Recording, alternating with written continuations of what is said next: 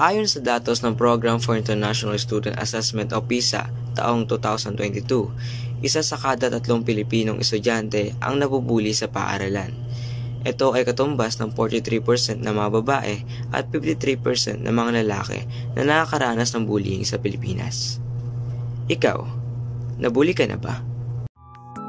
Welcome to Patox, a series of video lessons where we share tales, admirations, learnings, knowledge, and stories that will inspire and empower us to make a positive impact in our school and community.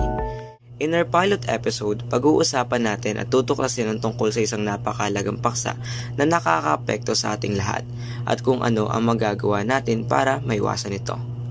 Ito ay ang bullying. Ayon sa American Psychological Association, ang bullying ay tumutukoy sa intentional at paulit-ulit na mga bagay na ginagawa ng isang tao o higit pa upang makapanghamak ng iba. Ang bullying ay mayroong iba't ibang uri. Una na rito ang pisikal. Ito ang paggamit ng puwersa ng katawan na ang intensyon ay makapanakit ng iba, tulad na lamang ng panununtok at paninipa. Pangalawa, verbal.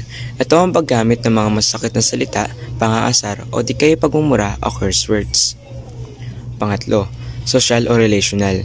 Ito ang pambubulas na may layuning sirain ang reputasyon at pakikipag-ugnayan ng isang tao sa iba pa. Pang-apat, cyberbullying. Ito ang paggamit ng media o internet kung saan nakakapanakit ng kapwa. Panlima, gender-based bullying. Ito ang pagsasalita ng hindi maganda o hindi kaaya-aya tungkol sa kasarian o sexualidad ng isang tao. Alam mo ba na may batas tayo na sumasaklaw sa bullying? Ito ay ang Republic Act 10627 o ang Anti-Bullying Act of 2013. Ito ang nagproprotekta sa mga mag-aaral mula sa pambubuli at iba pang uri ng kaharasan na maaaring idulot sa kanila. Bukod sa mga batas, meron pa tayong mga paraan upang bawasan ang presensya ng bullying sa ating paaralan. Para sa mga biktima ng bullying, huwag tayong matakot na magsumbong sa ating mga guro o iba pa nakakatanda kung nakakaranas man tayo ng pambubulas upang mabigyan kaagad ito ng karampatang aksyon. Kung ito naman ay cyberbullying, i-block na kagad natin ito at i-report.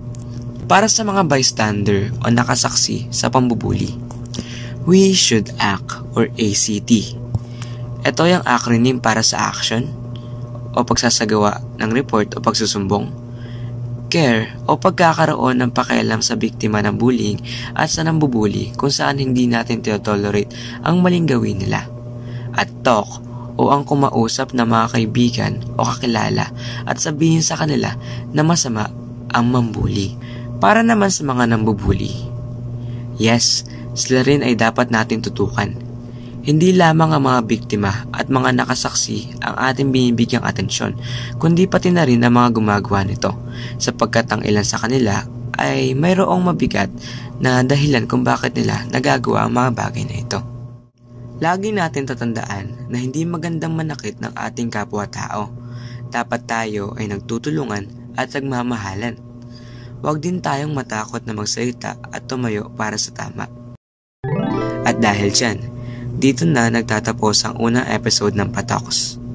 Tandaan mong mahalaga ka at higit sa lahat, ang batang putrero, panalo.